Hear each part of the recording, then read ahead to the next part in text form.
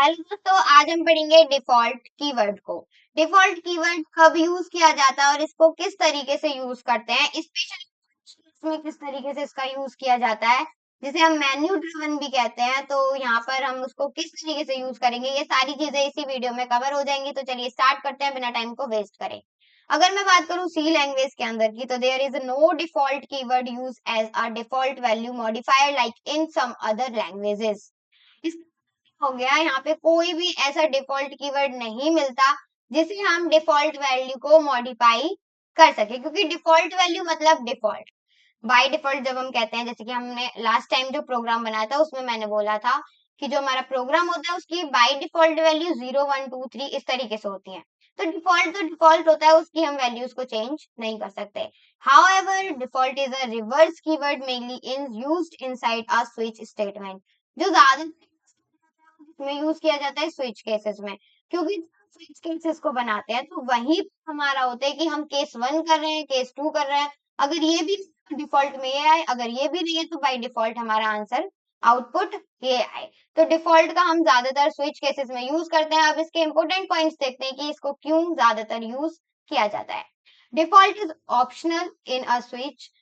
अभी भी switch case में हम यूज तो करते हैं, लेकिन जरूरी ऑप्शनल होता है। अगर आप करना चाहो तो कर सकते हो, नहीं करना चाहते तो मत करो। लेकिन मेरे हिसाब से करना चाहिए, ताकि अगर कोई और भी इसको यूज कर रहा है और उसने कुछ गलत एंटर किया है, तो बाय डिफॉल्ट आपका जो भी आपने एंटर करवाया है वो आपका यहाँ पर एंटर हो जाए।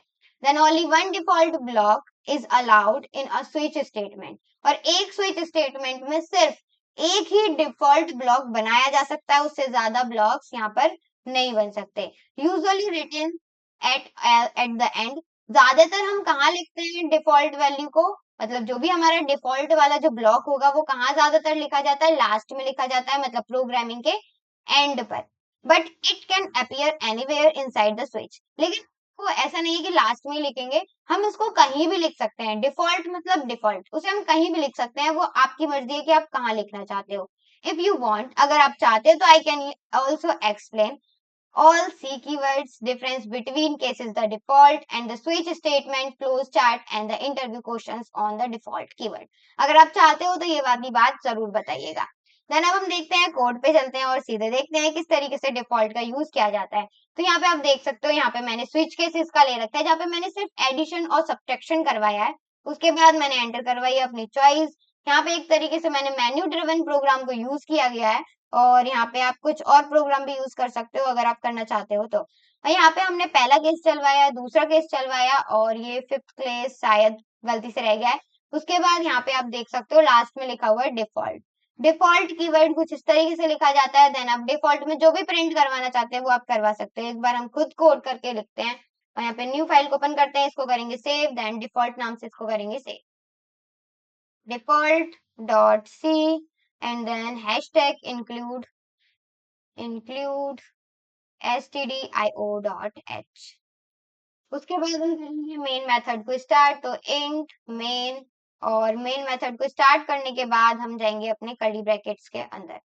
टैब से बाहर आ सकते हो या फिर एरो बटन्स का भी यूज कर सकते हो, अगर आपका जो हमारा टैब बटन है अगर वो गड़बड़ कर रहा है तो यहाँ पे हम सबसे पहले क्या करते हैं, हम प्रिंट करवाते हैं प्रिंट एफ क्या प्रेस 1। सिर्फ हम एक ही केस लेंगे क्योंकि हमें ज्यादातर चीजें अभी कवर करनी है। तो हम करेंगे इसमें एडिशन। देन यहाँ पे क्या हो गया, हमने बोल दिया प्रिंट एफ प्रेस 1, हमें प्रेस 1 करना होगा अगर आपको एडिशन करना है। तो \n लगा देते हैं अभी से, ताकि बाद में हमें सारी चीजें फिर से कॉपी पेस्ट ना करनी पड़े। सेमीकोलन लगा देंगे। उसके बाद अगर प्रेस करवाना है तो हमें क्या करवाना पड़ेगा, स्कैन एफ तो करवाना पड़ेगा ना। तो %d, और बाहर आके हम किस में एंटर करवाने वाले हैं, तो चॉइस में करवा सकते हो। तो हम चॉइस ले लेते हैं, एक काम करते हैं चॉइस। देन हम इसमें आगे लगाएंगे एड्रेस का साइन, क्योंकि हम एड्रेस में जाकर क्या करवाने वाले हैं, इसको सेव करवाने वाले हैं। और ऊपर जाके हम क्या बना देंगे, इसकी एक मेमोरी बना देंगे, जिनके बारे में हमने बहुत कुछ पढ़ा है। तो हम एक इन टाइप की मेमोरी बनाएंगे, जिसमें हमारा जो वेरिएबल होगा वो होगा चॉइस, बस इतना ही। उसके बाद मैं एक इन टाइप की वेरिएबल और बनाऊंगी, जिसमें मैं रखूंगी A B, C, बस इनको, मतलब नंबर 1 नंबर 2 एंड नंबर 3, जिसमें हम देखेंगे क्या रिजल्ट। अब हमने ये सारी चीजें हमने कर दी हैं, देन हम यहाँ पे स्कैन एफ करवाने वाले हैं, तो स्कैन एफ हमने पहले ही करवा दिया है। उससे पहले हम लिखेंगे यहाँ पर एंटर योर चॉइस, क्योंकि ये वाली चीज भी लिखनी थोड़ी सी मस्ट बन जाती है, क्योंकि यूजर को पता होना चाहिए कि आपको क्या प्रेस करना है। तो एंटर द चॉइस, बस इस तरीके से हमें काम करना है। आगे बढ़ते हैं, देन सेमीकोलन का यूज करेंगे।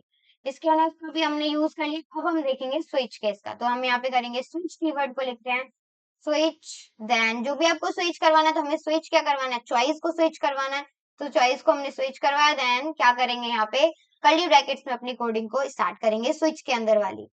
तो हमें क्या करना है, सबसे पहले केस बनाने हैं, तो case 1 and then double dots लगाएंगे और आगे आएंगे कर्ली ब्रैकेट्स में जो भी आपको प्रिंट करवाना है, जैसे कि यहाँ पे हम कहेंगे print F enter two numbers, या फिर हम कह सकते हैं enter first number and then बाहर आके स्कैन एफ करवाते हैं। सबसे पहले scan F then percentile D, बाहर आते हैं और एड्रेस किसमें, ए में, क्योंकि हमारा पहला नंबर क्या होने वाला है, A. Then print F and then करेंगे हम enter number, enter second number.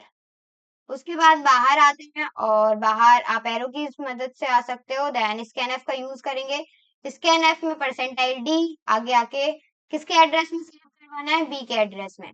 अब हमारा सी क्या होगा, तो सी हमारा होगा C equals to A plus B, बस हमें इतना डिफाइन करना है। देन प्रिंट एफ, और प्रिंट एफ में हम क्या करेंगे, यहाँ पर addition is percentile D, percentile D, then आगे आके क्या हमें प्रिंट करवाना है, सी प्रिंट करवाना है।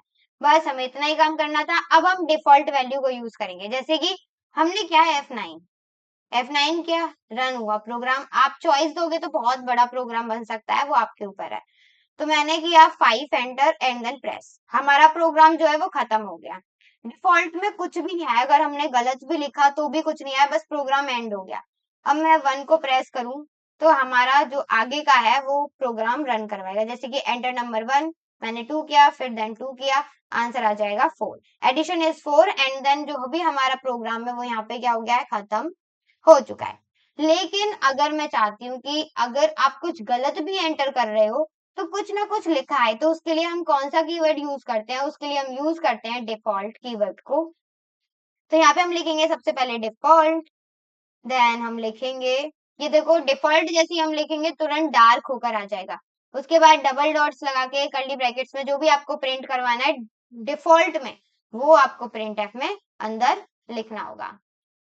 तो हम जाते हैं कोष्टक्स के अंदर, देन डबल कोट्स, और उसके अंदर जो भी आपको लिखना है वो आप लिख सकते हो, जैसे कि your choice is wrong, your choice is wrong, then points लगा देते हैं ताकि थोड़ा सा अच्छा लगे, देन सेमीकोलन। अब मैं F9 करती हूँ और उसके बाद यहाँ पे 1 प्रेस करते हैं।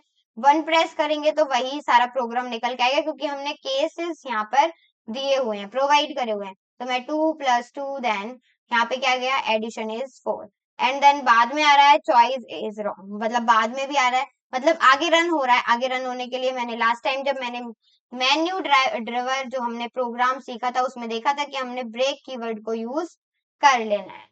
F9 करते हैं, चीजों को देखते हैं, और इस बार मैं 8 को प्रेस करती हूँ। जैसे ही मैंने 8 को प्रेस किया, आपका बाय डिफॉल्ट का जो भी हमारा सिंटेक्स था, मतलब केस 1 रन हो ना होकर क्या आया है हमारा, यहाँ पे आया है योर चॉइस इज रॉन्ग, मतलब जो हमारा डिफॉल्ट केस था वो यहाँ पर रन हो चुका है। तो इस तरीके से डिफॉल्ट का यूज करके कहीं भी डिफॉल्ट कीवर्ड का यूज कर सकते हो जब आप प्रोग्राम बना रहे हो बड़ा, एंड देन उसमें आपको चॉइस दी जाती है कि आप ये प्रेस करो वरना डिफॉल्ट में आपकी वैल्यू ये शो हो जाएगी। तो ये सारी चीजें यहाँ पे आपको समझ में आ गई होंगी। अभी भी कोई कंफ्यूजन, कोई भी डाउट है तो आप हमसे पूछ सकते हैं कमेंट बॉक्स में लिखकर। बाकी thank you so much for watching video, और वीडियो अच्छी लगी तो लाइक शेयर एंड सब्सक्राइब जरूर करें।